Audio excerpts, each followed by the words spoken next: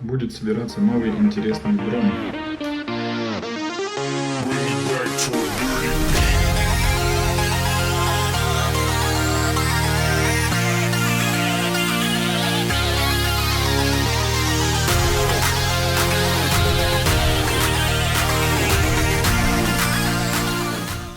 Это последний штрих. Что получается? Рама Cinerat, она изначально 3 дюйма, но здесь лучи переставлены, переставлены 4-дюймовые, они также продаются на ТБС. Батарею сюда пока ставлю 1200 мА, но вообще надо ставить, наверное, 1050, чтобы дрон был легче.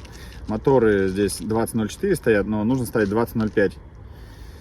Чувствуется. И 2800 КВ, скорее всего, или 2600. Ну, поменьше надо. Здесь 3150. На этом дроне стоит O3. Ультра V2. Voltara. Сюда поставлен GPS.